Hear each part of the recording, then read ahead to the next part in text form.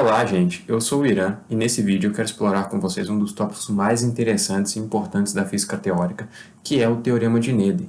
Esse teorema ele estabelece uma relação entre as simetrias de um sistema físico e as quantidades conservadas, e ele tem sido crucial para o desenvolvimento da física teórica e de várias áreas como relatividade geral, a mecânica quântica, a teoria quântica de campos, sistemas dinâmicos e por aí vai. Então é o seguinte, ao fazer esse vídeo eu resolvi dividir ele em algumas partes que vão estar elencadas nos capítulos aqui para que fique melhor a explicação. E para começar, eu queria falar sobre a importantíssima matemática M. Noether, responsável por desenvolver o teorema. Nascida em 1882, Amalie M. Noether foi uma das mais importantes e influentes matemáticas de sua época. Ela trabalhou em diversas áreas da matemática, incluindo álgebra abstrata, teoria dos grupos, teoria dos anéis, e na física ela deixou para a gente importantes contribuições também, como os teoremas de Noether. Ela nasceu na cidade de Erlangen, na Alemanha, onde o seu pai lecionava. Ele era também um matemático, o Max Noether, e é aquele ditado, né? Filho de peixe, peixinho é. Ela decidiu estudar lá e na época era muito difícil as mulheres acessarem o meio acadêmico. Tanto é que ela era uma das poucas mulheres dentre os quase 1000 alunos na universidade. E por ser mulher, ela não tinha autorização na época de participar de todas as aulas e tinha que pedir autorização para os professores toda vez que ela quisesse se matricular e fazer uma determinada disciplina, né? Então a M. Noether ela teve diversas dificuldades para se formar, dado a baixa acessibilidade e dificuldade das mulheres frequentarem e permanecerem no meio acadêmico, né, de seguirem carreira acadêmica. Mas mesmo com todas essas dificuldades, ela conseguiu se graduar na universidade. Isso, no caso, foi em julho de 1903, e um pouco tempo depois ela seguiu o doutorado e completou esse doutorado em 1907, sob a supervisão de um outro matemático da época, o Paul Gordon, e dada essa exclusão das mulheres no meio acadêmico da época, ela chegou a trabalhar sem remuneração por 7 anos na Universidade de Erlangen. Aí, um tempo depois, né, em 1915, ela foi convidada pelo David Hilbert, sim, aquele matemático do Hotel de Hilbert, do Espaço de Hilbert, da mecânica quântica, e pelo outro matemático Felix Klein, a lecionar no Instituto de Matemática de Göttingen, se eu não estou pronunciando errado. E, novamente, devido à conjuntura, a faculdade ela chegou a se opor ao ingresso da M. Noether e ela teve que passar 4 anos dando palestras usando o nome, né, do David Hilbert para isso. Aí a gente pula para o ano de 1923, em que a M. Noether ela finalmente começa a ser paga pela Universidade de Göttingen, mas ainda assim ela não era reconhecida como uma professora com seus plenos direitos, né? E o matemático famoso da época, o Hermann Weyl, ele chegou até a dizer o seguinte: tive vergonha de ocupar uma posição tão privilegiada ao lado dela, que eu sabia ser minha superior em matemática em muitos aspectos. Mas ainda assim, apesar de todo esse contexto e essa dificuldade, a M. Noether ela continuou como uma das principais matemáticas da Universidade de Göttingen até o ano de 1933. Depois disso, dado todo o contexto da Segunda Guerra e da Alemanha nazista, a M. Noether, por ser judia, ela teve que se mudar para os Estados Unidos e acabou encerrando a sua carreira por lá e chegou a falecer nos Estados Unidos mesmo. Feito esse brevíssimo panorama sobre a história da M. Noether, eu queria falar um pouco agora sobre as simetrias. Elas estão por toda parte, né, nas obras que a gente produz, na natureza, e encontrar essas simetrias facilitam imensamente a descrição de um determinado problema físico, como eu vou falar com vocês daqui a pouquinho. Então, vamos para o conceito de simetria na física, né? Na física, uma simetria é uma característica do sistema físico que permanece a mesma se a gente efetuar uma determinada transformação, ou seja, dada uma transformação, essa característica ela vai ser preservada. É a isso que a gente dá o nome de simetria. E dentre as simetrias importantes na física que eu quero dar destaque aqui, tem duas: as simetrias contínuas e as simetrias discretas. Aí, para citar os exemplos, né, para ficar mais claro o conceito de simetria, vamos começar aqui com as simetrias discretas. Das simetrias discretas, imaginem, por exemplo, esse livro aqui, eu ainda não li, mas está na fila dos próximos para ler. E ignorem essas escritas aqui na capa, se atenham ao formato do livro, né? Repara que se eu executar uma rotação do livro de 90, 180 graus, A forma do livro, ela permanece inalterada, é a mesma, certo?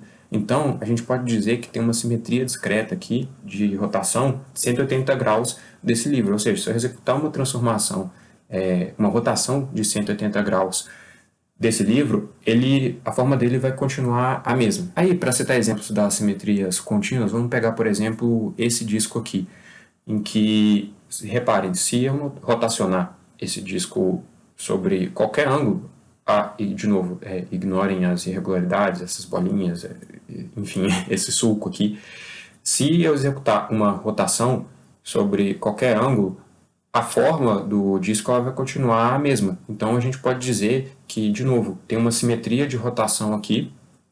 E reparem, como eu disse, que independentemente do ângulo que eu rotacionar, a forma continua a mesma. Então isso aqui é uma simetria contínua. Dito isso sobre as simetrias, eu quero falar agora sobre as leis de conservação. As leis de conservação, elas falam para a gente que uma determinada quantidade em um sistema isolado, por exemplo, dado um instante inicial e um instante final, se eu tenho uma conservação de uma certa quantidade aqui qualquer, essa quantidade ela não vai mudar ao longo do tempo. Por exemplo, vamos pegar aqui a conservação da energia. Se eu tenho um instante inicial aqui, um instante final, que quer dizer que a energia se conserva, né? Quer dizer que a energia que eu vou ter aqui é a mesma que eu vou ter que ter nesse determinado instante, né? E tal como a conservação da energia, tem outras leis de conservação, como, por exemplo, conservação do momento linear, conservação do momento angular e por aí vai. Por exemplo, para ilustrar ainda sobre a conservação da energia, que eu acho que vai ser o exemplo mais claro. Vamos imaginar que a gente tem uma situação que é um bloco descendo um plano inclinado. Se a gente sabe que ali a energia se conserva, a gente pode tratar esse problema de uma maneira muito simples, que é basicamente considerando que a energia inicial do sistema tem que ser igual à energia final. Isso dá muito menos trabalho do que se a gente fosse fazer uma abordagem via análise de forças resultantes, para, por exemplo, saber a velocidade com que esse bloco vai sair do plano inclinado. Então, repara, com a conservação da energia, a gente tem de forma muito mais simples a descrição de um determinado problema físico. Aí tá, dado que a gente falou das simetrias e das leis de conservação, vamos falar agora então sobre o Teorema de Noether, de fato. O teorema ele foi publicado em 1918 pela Noether, logo após sua chegada em Göttingen, e ele é um dos resultados mais impressionantes na física teórica, porque permite a gente obter quantidades conservadas de simetrias contínuas da natureza. E também há certas classes de teorias, em especial aquelas teorias que a gente pode descrever através de um formalismo lagrangiano, em que a gente chega a ver ali na segunda metade da graduação em física, que é um formalismo poderosíssimo para determinar a dinâmica de um determinado sistema físico. Aí você pode se questionar, então o teorema ele é meio limitado, ele só descreve teorias que podem ser descritas por uma lagrangiana, mas felizmente na física quase todas as teorias elas são descritas pelo formalismo lagrangiano. Aí, falando sobre o Teorema de Noether, eu queria ressaltar que ele pode ser visto em diferentes contextos e com diferentes profundidades. Por exemplo, ele pode ser visto no contexto da mecânica clássica e no contexto da teoria de campos. Mas, para o meu propósito aqui, que é apenas mostrar esse teorema, vai bastar o seguinte enunciado. Para cada simetria contínua de um sistema físico, existe uma quantidade que é conservada. Ou seja, né, se o sistema ele é invariante sobre uma determinada transformação, então existe uma quantidade conservada associada a essa transformação. E enunciado dessa forma simples aqui, eu fico até com receio de que perca-se a noção da grandeza desse teorema, porque, assim, sério, ele é importantíssimo. Sem esse teorema, a gente não conseguiria ter feito diversos avanços que a gente fez na física teórica e ele é fundamental em diversas áreas. Eu resumi ele dessa forma porque o conteúdo dele é basicamente esse, de forma que as generalizações elas não vão interessar tanto a gente aqui e não vão trazer tanta coisa nova assim. E eu queria dizer aqui que tanto no contexto da mecânica clássica quanto no contexto da teoria de campos, a sua demonstração ela é belíssima e é maravilhoso ver o poder desse teorema quando você vai usando ele. E para trazer alguns exemplos de uso daqui do teorema, vamos pegar, por exemplo, a simetria de translação temporal. Essa simetria, quando colocada ali no teorema, a gente tem a conservação da energia. A lei de conservação da energia sai daí. E para o caso, por exemplo, que se a gente pega a simetria de translação espacial, a gente tem a conservação do momento. Se a gente pega a simetria de rotação, a gente tem conservação do momento angular e por aí vai. Bom, caso você tenha gostado do conteúdo aqui agora, não se esqueça de se inscrever aqui no canal e ative as notificações para que quando eu postar mais vídeos como esse, você ficar sabendo.